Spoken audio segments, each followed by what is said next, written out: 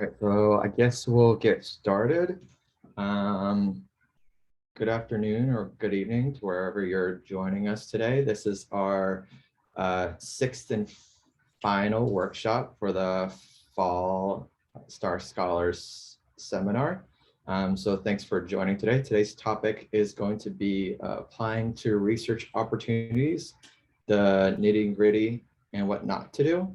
Today, I'll be presenting with STAR mentor Patsy. So we'll jump right into it.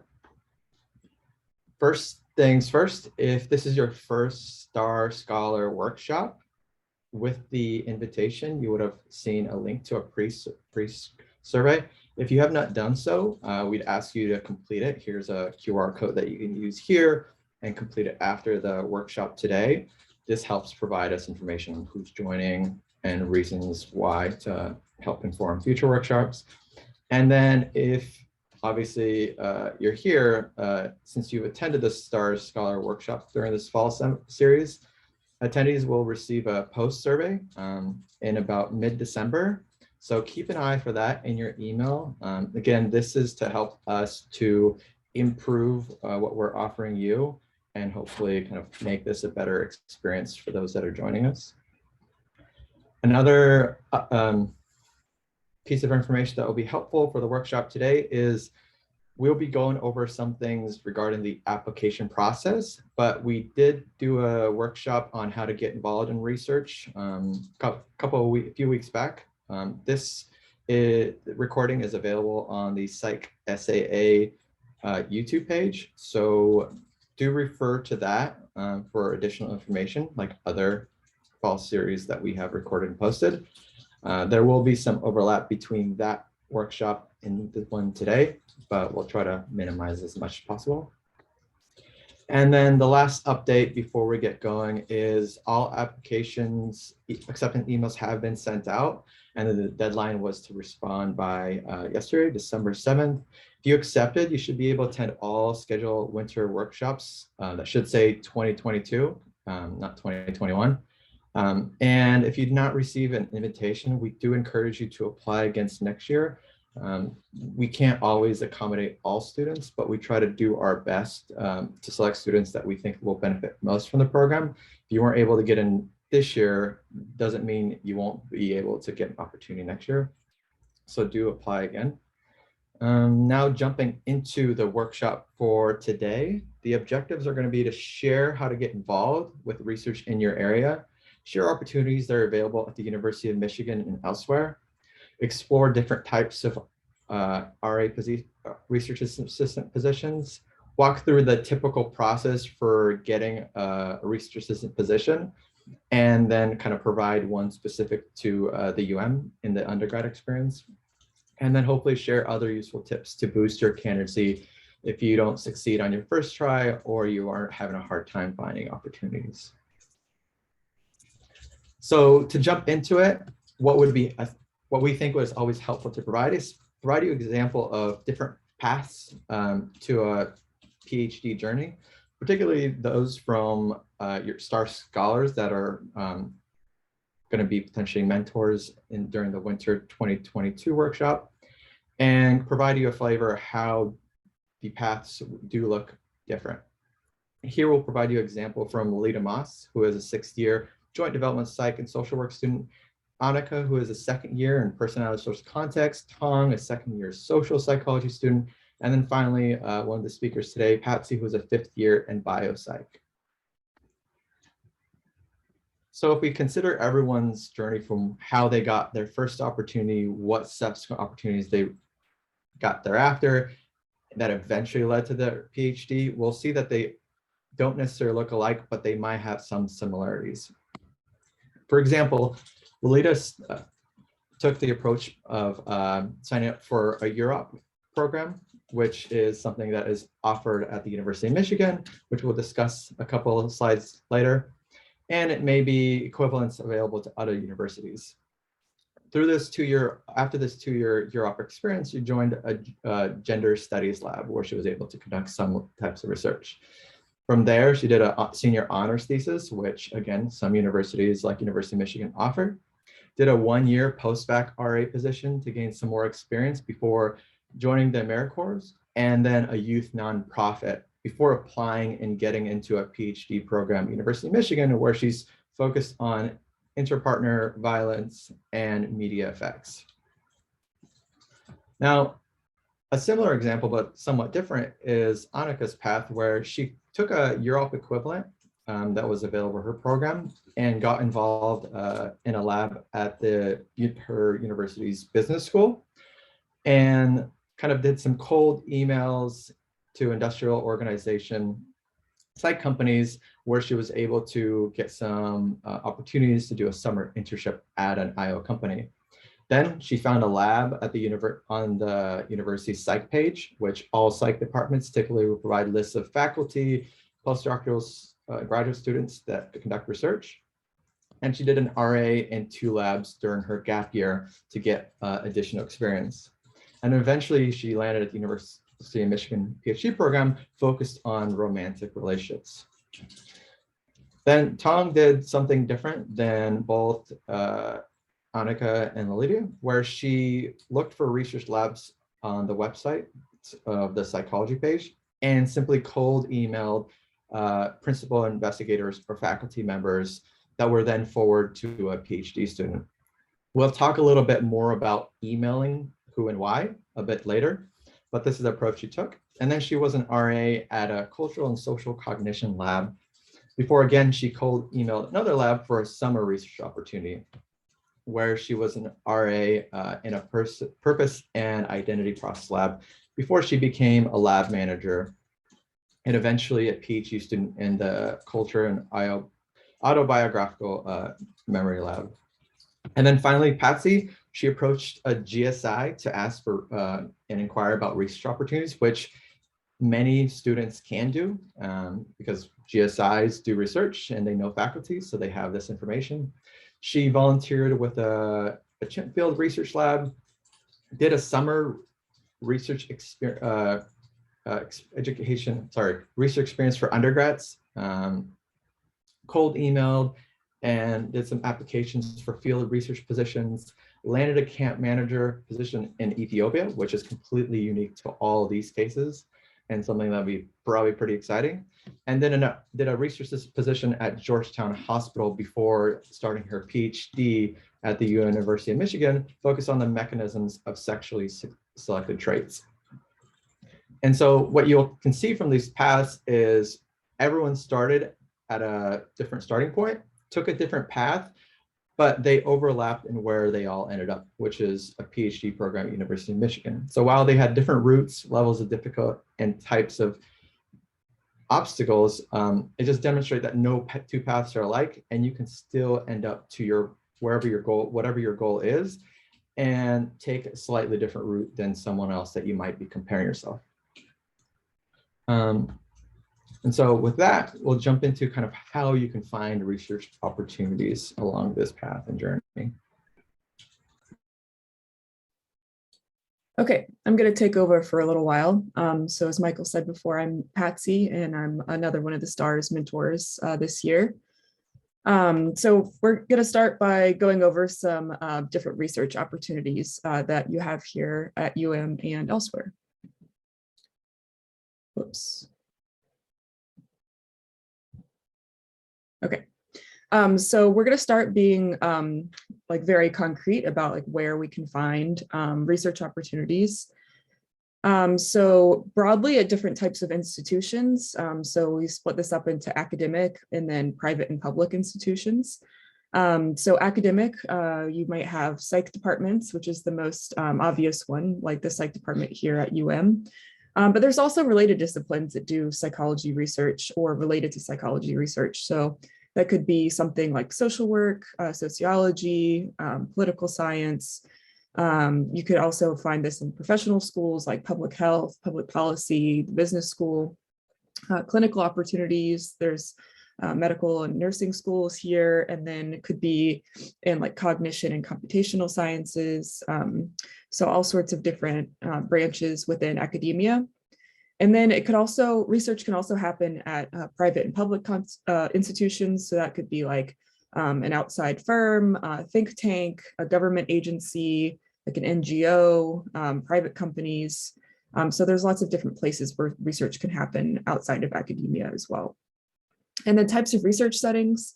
So you can have lab or applied settings. So the lab settings might be things like you could be doing animal research if you're more interested in like mechanisms, but you can also do cognitive science, working with people, or a lot of research happens in an office as well. And then applied settings can happen in all sorts of places too, like schools, community organizations, hospitals, and prisons.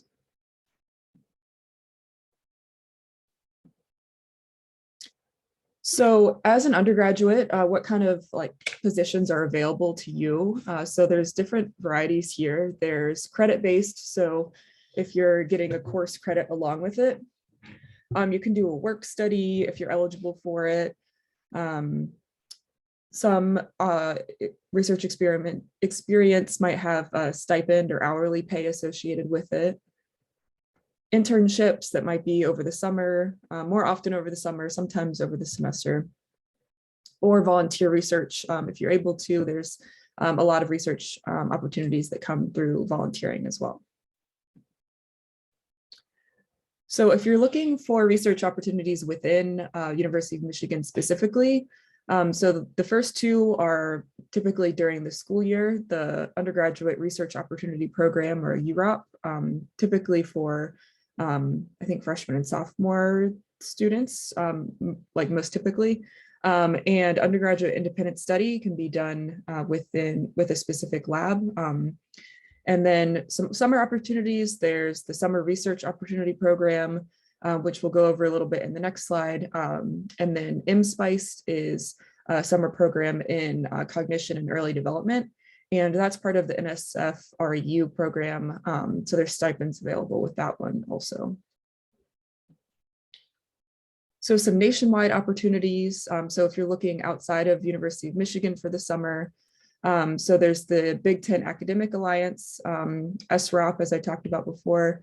So that could be throughout the Midwest. You've got a couple months still before that's due. That's due in February. So if that sounds interesting to you, now's a good time to kind of explore what's out there. So the NSF research experience for undergraduates, the timeline for submitting that varies based on the project. So I did one of those as an undergrad, and they offered a stipend and paid my expenses. So it's a great program for getting experience, and there can be travel associated with it depending on where the project is located. So you can check out the projects available and then apply to specific programs through there. And then the American Psychological Association, or APA, their website also lists research opportunities. So we have this great resource for you. So this QR code here in the top right corner, or the link at the bottom, will take you to a Google Doc that has a list of all of these different research opportunities. So you can kind of sift through there based on when it's due, like how you qualify with citizenship, what kind of classification they're looking for, their intended audience. So you can kind of sift through that and see what looks best for you. And looks like Michael dropped the link in the chat too, if you want to peruse those. All right, so next we're going to talk about some steps in the process of finding or for applying to these research positions. So just a broad overview before I start getting into things. You can define your interests and goals first, and we'll kind of talk about how to go about that if it's not clear to you yet what your goals are, and that's okay if they aren't. Mine definitely weren't as an undergrad. And then narrow your options based on fit. So kind of narrow down what you're interested in. Express interest to the lab or the group that you want to work with. And then last, to apply to those positions. So for defining your interests and goals, as Michael talked about before, no two paths are alike. So we just showed 4 of the many grad students in the psych department right now, but you can see that we all had different ways that we got to where we are. if an academic PhD is what you're even interested in the first place. And kind of deciding your ultimate goal. So do you want to go to grad school? Are you more interested in teaching or research? Do you like working with people, with animals? Like kind of start to think about what things that you've liked so far. So with the classes you've taken, the voluntary work you've done, trying to think of like what pieces you liked and disliked out of those experiences and kind of moving forward with that. And then deciding what fits your current goals. So is it already clear or is it unclear? And both are very normal.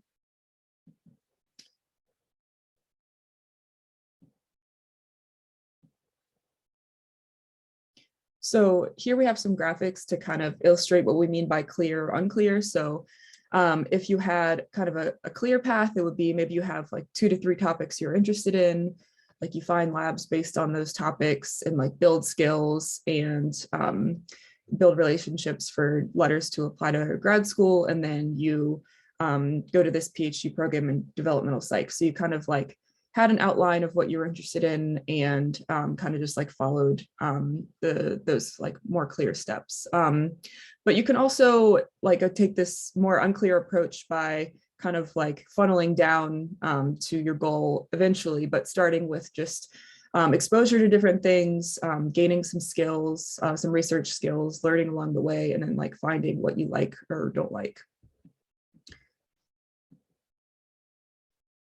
So just some extra resources.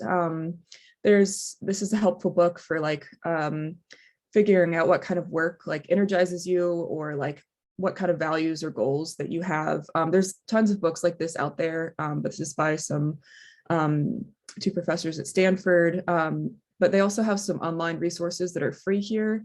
So the link is there and they have like some worksheets for like kind of finding what you like and don't like in your current like work or volunteer or classes. So kind of like pivoting forward from like learning from your experience. Yeah, there's lots of helpful resources out there. So just more of those things. If right now it's unclear to you what your ultimate goal is, those resources can help you kind of figure out what's next. So next, narrowing your option based on fit. So you might have the topics you're interested in now, and you're looking at several labs. So you might want to make sure your interests align with the specific lab, figure out who your primary mentor or supervisor would be, like what kind of work you'd be doing, how often you need to work there, like if you're able to commit to that kind of work. And the culture, so you can see if there's opportunities for like journal clubs. So, reading research and discussing it with people in the lab group, developing the skills that you want to develop. You can kind of get a feel about the culture from like current or past undergrads that have worked with that lab or grad students that have worked at that lab. And then last, mentorship, as we kind of talked about in the first point, but will you have opportunities to be mentored by others and kind of get those skills that you're interested in developing? So next we have like who to contact.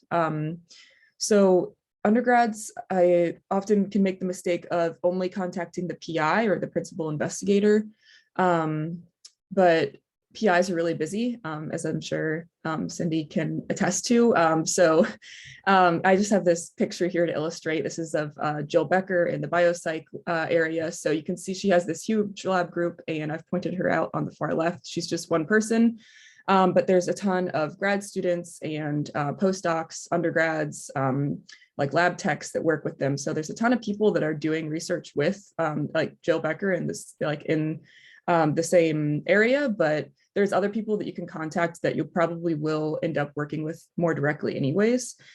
So those people can be good to contact as well. So you can talk to lab managers. Lab managers will be like coordinating the lab work. They'll be familiar with a lot of projects that are going on. Grad students like me and Michael We're involved in multiple projects, often need help with them, so they can be good people to talk to. And maybe if the grad student you contact doesn't need help, they might know a fellow grad student that has a project that needs help with.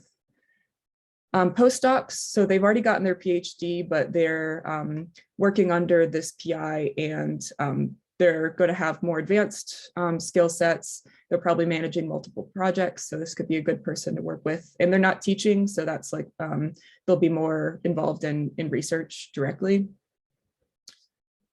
And yeah, often have more time to mentor students. And then lastly, the PI, you might still be working with the PI, but as I said, they are getting a ton of emails. They're definitely going to be really busy. So yeah, just keep in mind that there's a lot of people that you can email other than just the faculty member. And you can find these people on like lab web pages or on department and faculty student pages. So the UM psychology website has their research labs outlined, so you can kind of click through and find people that way.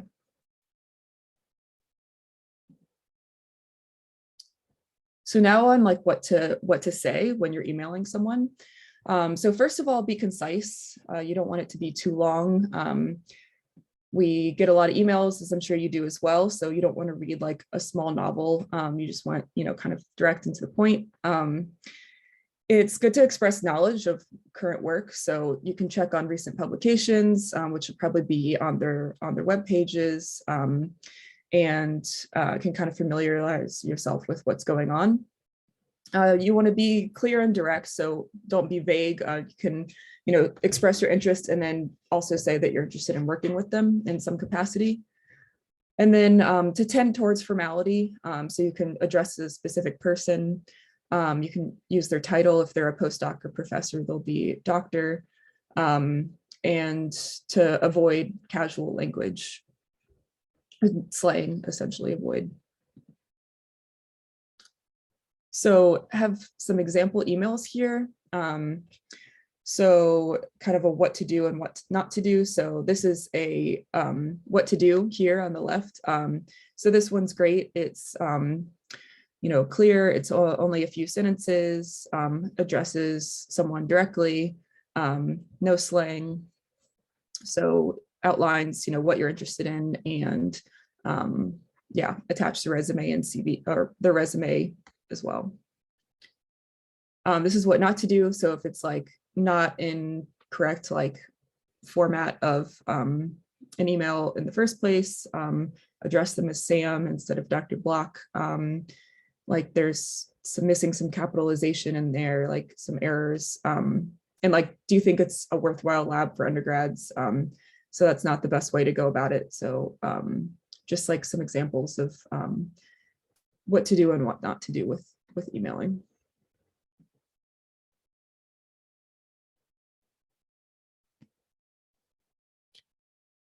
So just to clarify the difference between a resume and CV, if you hear those, so CV is the curriculum vitae, where you're like, and resume is going to be what you're tending towards as an undergrad. So we don't expect you to have a CV yet.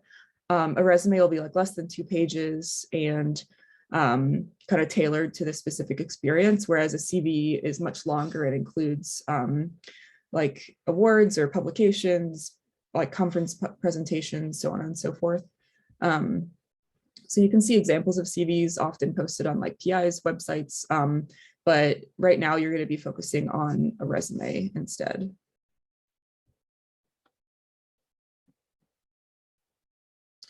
So just some broad like application and resume tips of what to do.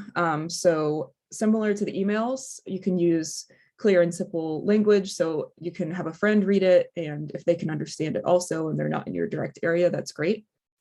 It's good to tailor details like to the specific job posting, and also to use specific like concrete examples. So instead of saying like, I tutored students after school, you could say like, I worked with 7 students and tutored them in geometry and algebra or something like that. So it's like, uses numbers, it's more concrete about what you specifically did. So that's like an easier to read resume. And you can, and it's good to align your like application or resume with things that are specific to the thing you're applying to. So kind of put the things towards the top maybe that are more relevant. And lastly, before I hand it back to Michael, some don'ts for applications and resumes. So don't send it without proofreading, and the classic blunder of like emailing someone with the wrong name at the top or the wrong university. So it's like clear that you just copied it and pasted it from another email. That's never good. You don't want to send too many emails like to the same person to avoid being vague again. And don't propose doing something that the lab isn't doing. So to like show that you've looked up what the lab focuses on. And if it requires a cover letter, to avoid being too personal is good. So even if you have experience like depression and anxiety and that has made you want to go into clinical psychology, it's too personal for a cover letter. So to focus more on like your research and like past experience instead of going that direction is best for applications. Okay, I'm gonna hand it back to Michael now, and yeah, let me know if you have any questions. Thanks. And so the issue of typos, before I get into this next section, is really relevant, consistent with what Cindy noted in the chat. I once too, when I was applying to grad school, emailed a faculty member and I slightly misspelled their last name, and I did not receive an email back. And so while there are some typos that are acceptable, as you notice, we accidentally have 2021 in our slide when it should be 2022. Some are less, they're harder, kind of allow you to slip through, particularly the name, the most important one. So, and where you're applying to. So those are all important to keep in mind, because I've made that mistake and I always try to remind people not to, because it's very easy, especially when you're rushing or anxious about it. But now that we've covered a handful of things about how to decide on where you're gonna, what interests you have, where you may apply, how to contact them, it's good to go over the typical steps in the undergraduate RA application process, and then also the specific application. So first we'll start with something that's a little bit more applicable from university to university or college to college, and then give you a more specific example of what undergrads may experience here at the psychology department. So to start off, we'll review 5 application components. So there often include some demographic questions, transcript, your statement of purpose or interest, depending on how it's defined, letters of reference, and then it will be kind of usually, if you're invited, culminate in an interview. First off, the demographics. These are pretty typical in most applications, and oftentimes they'll include questions that relate to specific characteristics.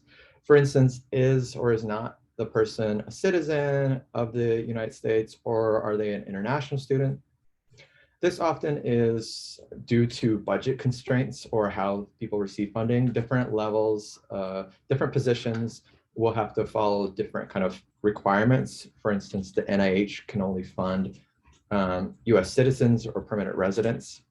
So it's hard for people to sometimes fund those that are non-US citizens. But other times it's more information for the managing team to kind of review. And then there may include questions regarding underrepresented individuals in the field. So if you are from an underrepresented demographic or disadvantaged demographic,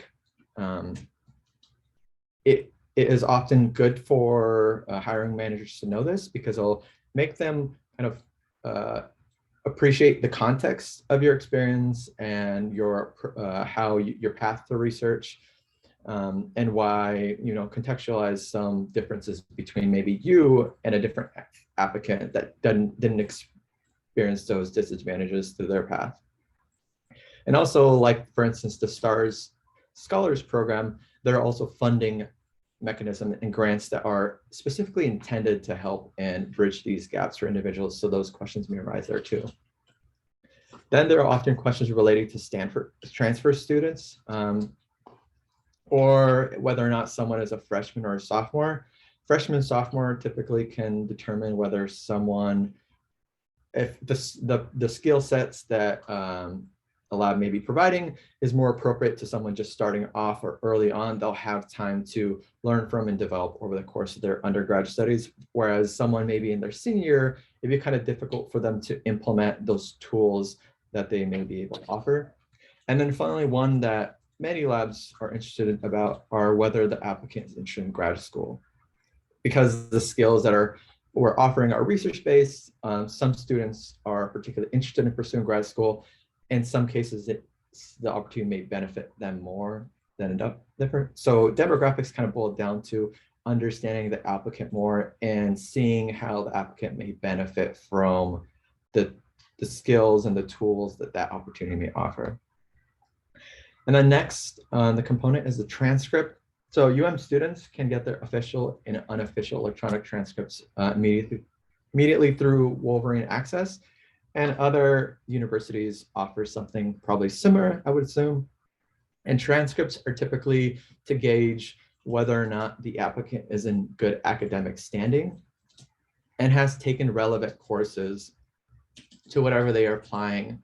So for example, if you're applying to a lab that is working on cognitive development and you have not taken a single psych course and all your courses are in maybe English literature, some form of music, or predominantly physics, it's hard to kind of make the connection why you're interested in the lab.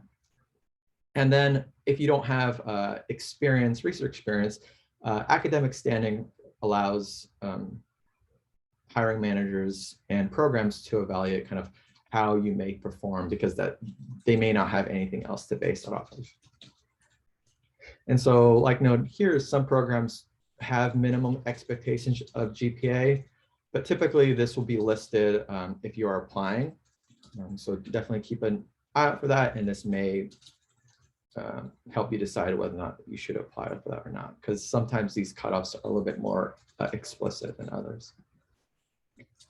And then another component is the statement of interest or purpose. So this is essentially an application essay to try to combine and articulate your interest, how the opportunity will fulfill that interest, and how you're a good fit for whatever that you're applying for. And so here it's a good opportunity not to be very vague. You don't want to provide an essay, a statement of interest where you say, I love all areas of psychology, or I'd be happy in any lab. This doesn't really help the person determine who you are and why you're interested. So you might want to be a little bit more specific of why you're applying to it. And so sometimes in your statement, you may kind of note relevant qualifications. So similar to your resume, like Patsy noted, you bring up on your resume relevant experience at the top. Here, you might want to use a couple of nuggets of concrete examples of what you did specifically, like you used R to analyze survey data in a psych class or some other lab that specifically touches on what the lab may be doing and what your opportunity may involve. So they can say like, hey, this person has used R and has been exposed to it, and we're looking for someone that will be doing that as well. So it's an immediate link to what you may be doing. And then oftentimes people will be overly altruistic, and you want to kind of avoid this, where statements such as I'm destined to help people or I'm going to change the world. Most times people apply, we have a general expectation that people are interested in the line of work doing with some element of helping others, but it doesn't really help in the application itself because it's just a very generic statement that can be said by anyone. And hopefully your goal isn't to not help people. So it's an assumption we can make on our own. Also, it's good to demonstrate written communication skills by proofreading your statement. So like emails or any other form of communication you may have, or aspects of your application, it's always good to proofread and catch egregious errors. For instance, I sometimes will write, and when I write things without proofreading, I'll find either omitted words, redundant words, or some type of phrasing just doesn't make sense. And while some of the things they'll pass, these more egregious errors just stop the reader in their track and kind of may make them review the rest of your application with that sight of like, this person isn't really attention to detail despite the fact that they said they are, which is kind of ironic in that instance. And another is, don't excuse gaps or lack of qualifications. So you don't want to say that I don't have much experience of something because of this reason. But given kind of like the context and the purpose of Star Scholars Program, you do want to contextualize resource limitations. So if you say something like you're coming from a disadvantaged background of some type and was not familiar with this thing, but I did these things to learn more in order to pursue my goals. In certain scenarios, this is beneficial because it really contextualizes something that a resume won't capture. So while some questions and demographics may inquire about, your disadvantaged or underrepresented background, they may also not include those. And a resume is not somewhere where you will kind of review this. So a statement of interest or purpose may be your opportunity to highlight, not emphasize, but highlight in passing why, what your status is and what you have done to try to overcome with what limited resources you have. And then the next component is the letter of reference. So this letter is supposed to be something that would be written by a supervisor, or perhaps if you have not worked for anyone, a former instructor that can comment on your social skills, your maturity, your motivation, ability to work independently, and kind of allow a hiring manager to gauge what you are like to work with. So you may have written all these amazing things about yourself, but your letter of reference may provide a second point of reference to confirming like, yes, you did A, B, C, or D, and you are an individual that works like X, Y, and Z in the lab. And so it really helps someone that's reviewing these applications to gauge get a more in-depth information about you. And so it's always helpful not to have someone write this that's related to or a friend and just be someone that is a supervisor or an instructor, simply because friends usually don't write critical assessments and may be over positive, but also they may not have the type of experience that a supervisor or instructor may have with you that is beneficial to a hiring manager or faculty member. And then after all these steps and materials they submit, you eventually reach the final component, which is the interview. And so before I go through what you should or shouldn't do, it's always good to remember that if you have applied for an opportunity and you did get to the interview stage, it generally means that people have reviewed your materials and thought, okay, this person could possibly be a candidate that can complete the skills and the tasks that are required of this job. So you've overcome the major barriers from the beginning, and they've identified you as like, okay, this person could potentially do the job. Let's talk to them. And this is their opportunity to gauge like what may not match with what you said in your resume, and kind of like who you are and kind of what excites you to really finalize like, would you be a good fit for the lab, a program, and et cetera. So this is why it's important to practice. So oftentimes if you don't practice things, you'll kind of stumble on your words, may get a little bit anxious or stressed beforehand and kind of forget what you want to say. Not that you are trying to memorize something, but it's just, we kind of fudge our words when we're stressed or anxious or something unless we practice. And then come prepared with questions. Anytime, every single time I've interviewed undergraduate candidates, those that asked me about the opportunity or what I did, they kind of show some level of investment and interest in what we're doing. So this is your opportunity kind of to reflect that you have thought about this more than just submitting an application. and you are particularly interested for these reasons, and because you're demonstrating through your interest in the topic that we may study or the way that we do it. And then on the other hand, it'll allow you to answer questions for yourself if you have multiple studies, like Patsy mentioned earlier, where you decide between. This may allow you to decide, well, this lab is definitely better for me because the culture is better and aligns with what my goals are. And then do connect any weaknesses, gaps, how you plan to address that issue. So sometimes, we all have weaknesses, and a common question that people ask is, what is your strength and what is your weakness during an interview? And this usually is kind of a harder one for most, but just because you have a weakness doesn't mean you're not qualified. It's just how you think about that weakness and that opportunity that is important to consider. And then after an interview with someone, it's always good to follow up with a short thank you email. It doesn't have to be long and extensive, but it just demonstrates that you appreciate the time of the person. And in some cases, if you can add a nugget of, it was great talking about A or B, they'll give them another sense like, oh, this person was, interested and paying attention and kind of at least engaged to most of the time. So these are kind of items that relate more broadly to the research assistant application that you may go through. But here, if we look at the Psych research application process specifically, you can scan this QR code to take you to the research page here at Psych. But there's a profile that you create and allows you to apply at different opportunities available. So for instance, if you're an undergraduate student and you're interested in applying to research positions at because you are on campus, you can create a profile which just simply asks information such as your first name, last name, your unique name, what your major is, GPA, expected graduation, and your background, as well as terms that you're interested in the position for.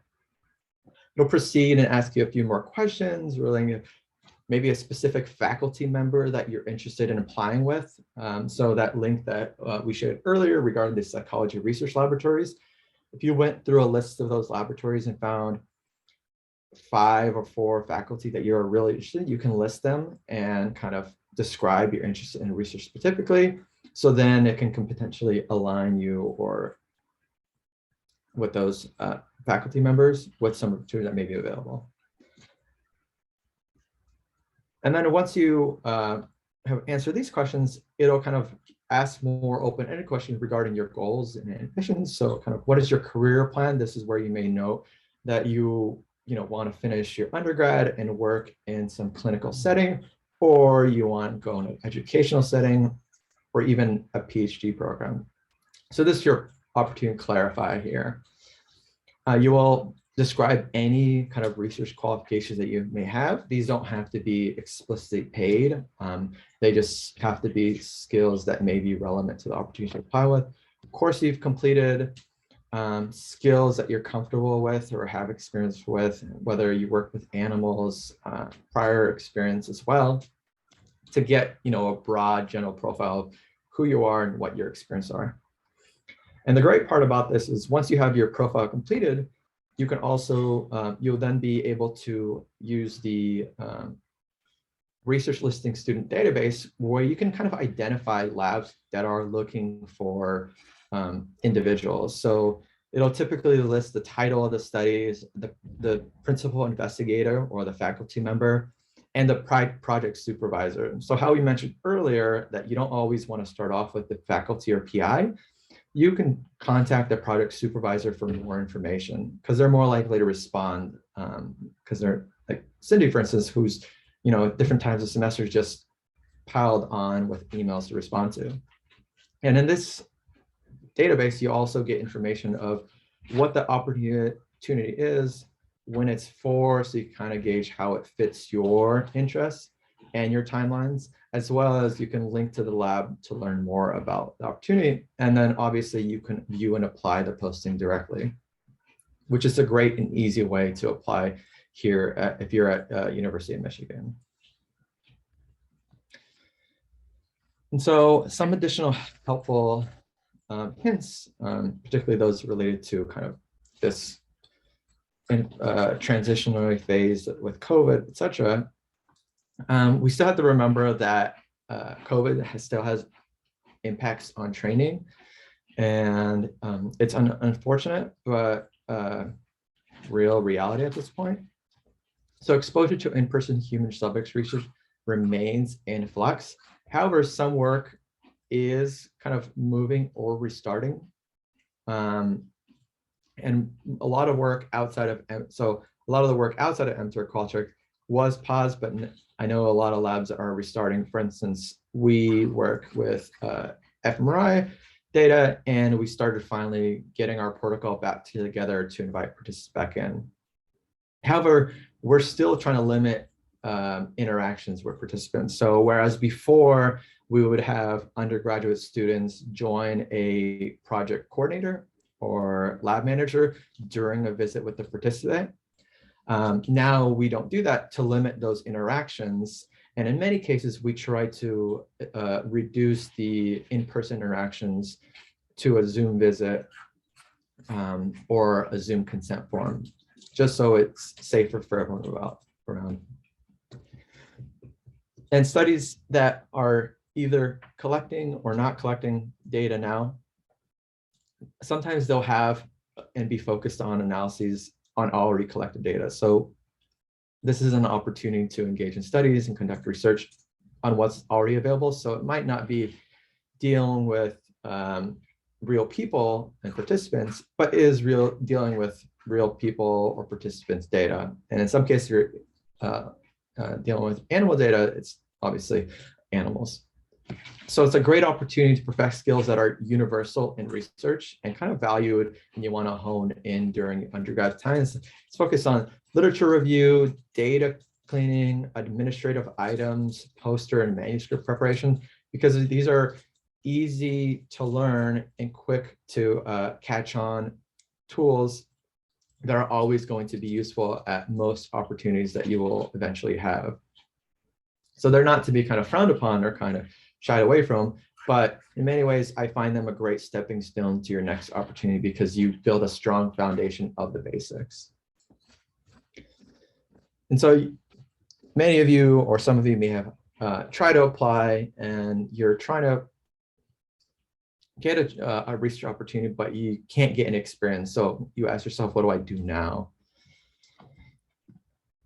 So if you go, one recommendation would be go back to the October 26th workshop where we covered how to get involved in research. But here and there, we covered kind of using resources that you may already be required to work on in class to kind of get some skills as you go along. For instance, if you're working on an academic paper, you might use some citation managers to get experience with your literature review and citation to papers. And this could be using something like publicly available, Zotero and Mendeley, or if you have access to it, EndNote. So these three are things that labs use, and you can get experience before you even get into the lab. And then you can also consider using data management or basic coding resources, some of which are open resource options. For instance, you can use Coursera to learn about SPSS, R, Python, JASP, N+, SQL, Unix, all things that are used at different areas in the psychology department. And we specifically know in the 26th workshop which areas you use which software in particular. But Coursera is an opportunity to learn about some of these in a little bit more depth, so you kind of get that skill set on the side before you get your opportunity. And then if you're interested in expanding the basics of R or statistics, there are free options like Statistical Thinking 21, which covers the basics and is really accessible. There's one to learn Python. And if you're just interested in learn basic concepts about stats and watch tutorials or videos, there are great resources on YouTube like StatQuest, 3 Blue, 1 Brown, both resources that I've used a while back and I continue to refer to if I need a refresher on some concept because they're just easy and intuitive to follow in most of those videos. And so another thing you can do is kind of engage with the community of researchers that you may be interested in. And while it's hard to engage with them in person because you're not in a lab, you can use Twitter to engage with some of them. Many researchers will list on their research websites where they have a Twitter, or if you know their name, you can simply search them on the Twitter's database. That way you can follow, interact with their kind of work, and then you can kind of gauge who they also interact with. So perhaps they're people that do similar work or somewhat related to their work. So that way you can begin building a network of potential researchers that you may be able to work with that you would never or potentially had not otherwise considered. And also a great platform to learn about new researchers in your topic of interest. So lots of papers, lots of topics are posted on there, and oftentimes they're important papers or issues that are circulating. So it's your opportunity to kind of jump on an important, a ship that's going and setting sail that if you are going to talk with someone in person, you can kind of bring up, and it's your opportunity to demonstrate you're engaged and curious about some of these issues. And it's really just a low stakes opportunity to network as long as you're just being professional. You can learn and you can connect with people, and honestly, you can also find many opportunities that are posted on there. One thing I frequently see is posts about research, whether it's assistants or coordinating positions, graduate applications for PhDs, or down the line or in our cases, something like a postdoc. And so I don't need to sell you on the benefits to it anymore, but to provide you examples of the types of things you may see when you do follow academics on there is all sorts of resources that may be posted. For instance, here we offer the Star Scholar seminar fall and winter, but people post also open house opportunities at like Virginia Tech, Rutgers, UCLA, NYU, where they cover important topics and issues if you're thinking about applying to the departments. So this gives you an opportunity to learn about what's something being held and learn, how you can apply, what to look out for. And in other cases, you might find simply people posting that, hey, I study this topic and I'll be looking for a PhD student for this year. Because applying to PhD program oftentimes really comes down to, is the person I'm applying to have funding or interested to mentor someone? And if they don't, kind of limits your opportunities.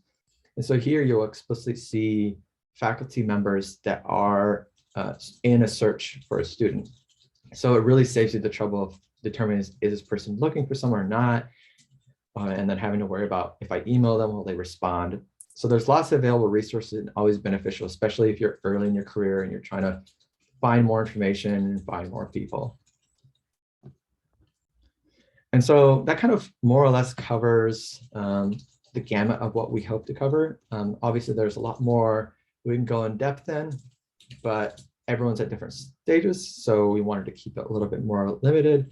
And here we thought would be a good opportunity for you to ask questions or have comments, and we'll do the best that we can to respond to any of those. And you can either raise your hand and unmute to ask a question or ask it in the chat. We're fine either way.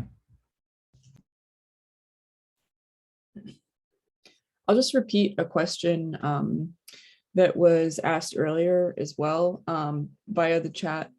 So the person said they were a freshman and asked if they were able to put like high school experience on their resume, and definitely, like if you're a freshman or sophomore, don't hesitate to put volunteer or work or research experience you might have done in high school, since it's more recent for you. Less so if you're like a senior, but yeah, just wanted to reiterate that for everyone.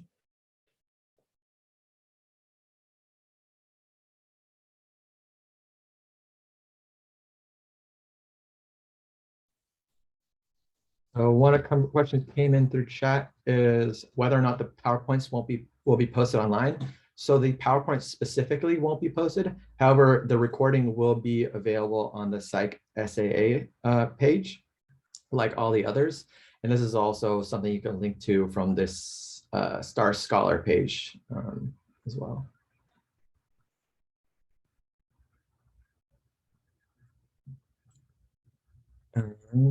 Then one other question relates to what types of questions should we ask in interviews?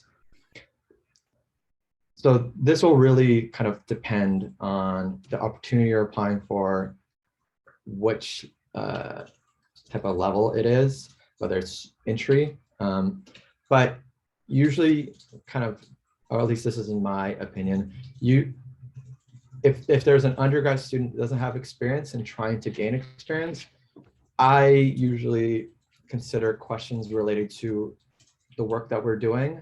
And maybe if they have like a question that they're interested in, they can ask that. It promotes some level of discussion. And for me to gauge, the students thinking about some question specifically that they may at one point be able to, ask with what we're doing. And also just asking questions about the lab, because then it shows that you care about what you're applying to, and you're not just doing a broad gamut application. And then any kind of clarifications that are helpful for you. Oftentimes, as long as it relates to the lab and the research topic, there isn't a bad question, but I'll let Patsy expand on that from kind of like her experience. Sorry, I was typing in the chat to answer a question, so I was only half there. Could you repeat what I need to speak to? Yeah, sure. The question relates to what type of questions should they ask during interviews. I don't know what experience you found. Yeah, I guess when we've interviewed people from my lab, make sure interests align, sort of thing. And I guess like expressing interest is always helpful. So if like you have some follow-up questions about like the research itself, shows you're interested, and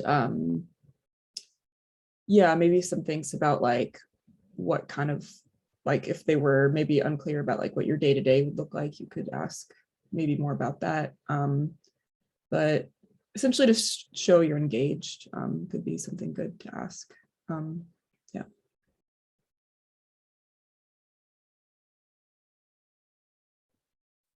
Z, I see you're unmuted. Did you want to ask a question?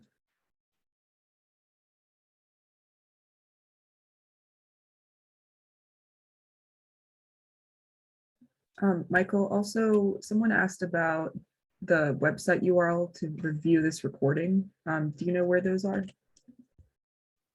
The link for the recording? Yeah, sure. I'll post that in chat. Just 1 second.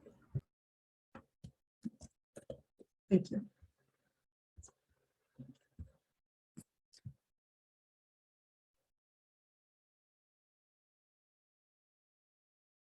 So there's a question in the chat too from Emily.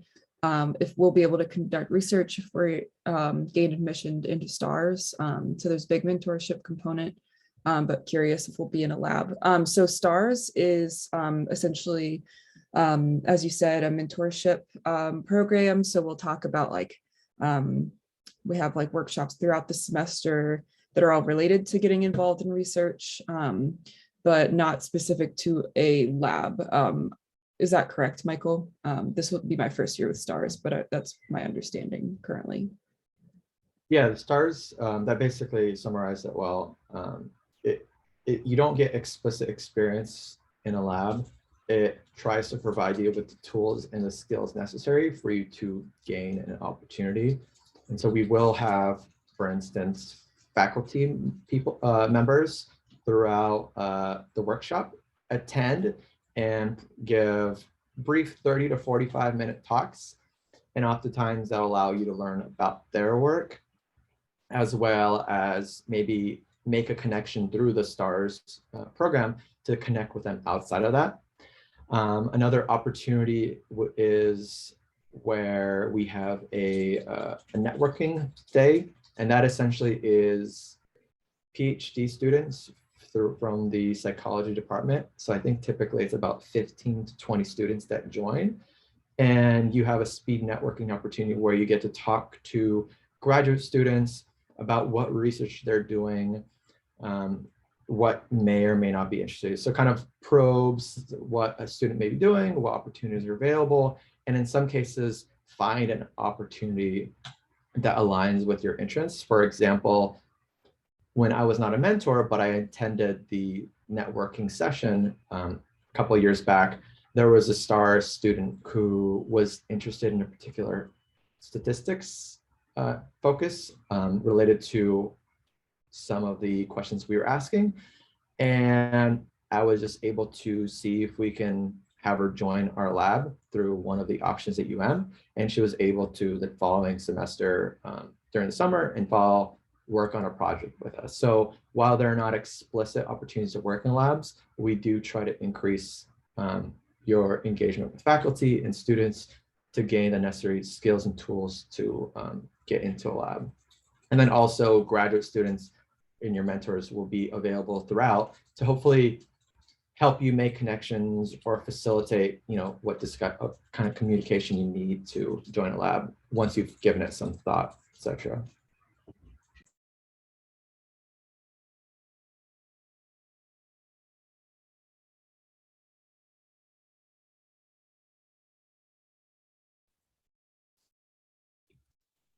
Folks have any other questions?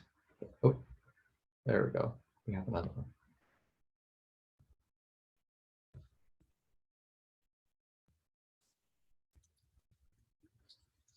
So Lynn, this is a question that we all struggle with, where you apply and you don't get in, and you don't know why.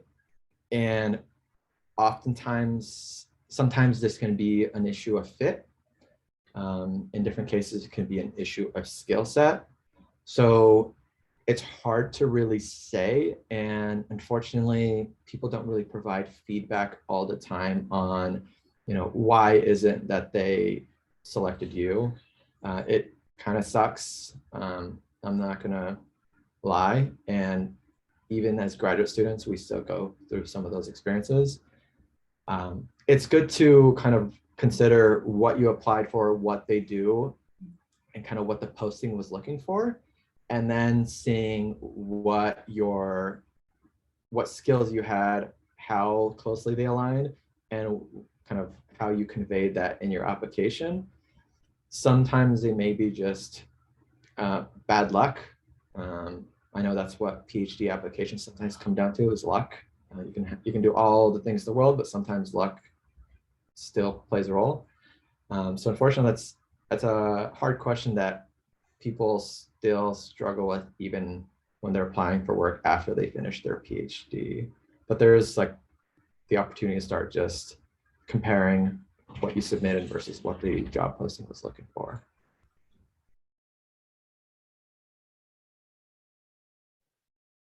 Yeah, I wanted to add to that too, that I'd say perseverance is also key.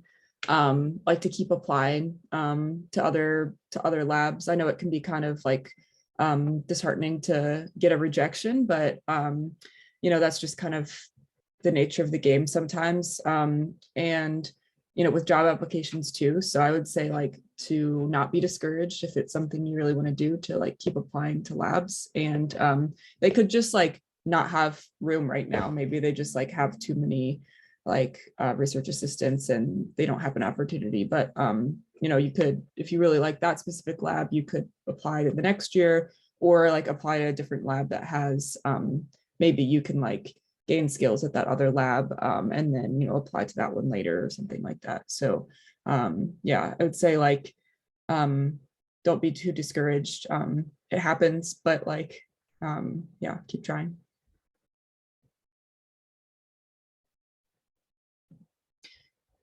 Yeah, Michael applied a couple times before getting into a lab, and yeah, it happens. I've definitely had that happen to me as an undergrad. I think I applied to several labs and got into one. So.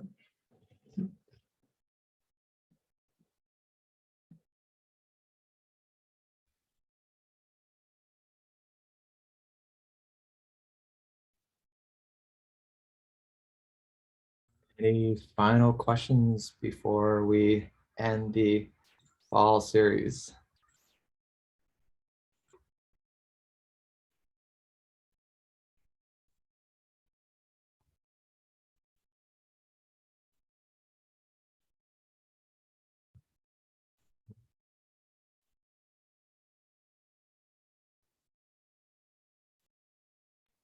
All right, looks like people are jumping off, so I am assuming that there are no more questions. So wish you all a great end of the semester, and best odds in your applications, and definitely don't give up, just keep trying and improving, and you'll eventually land something.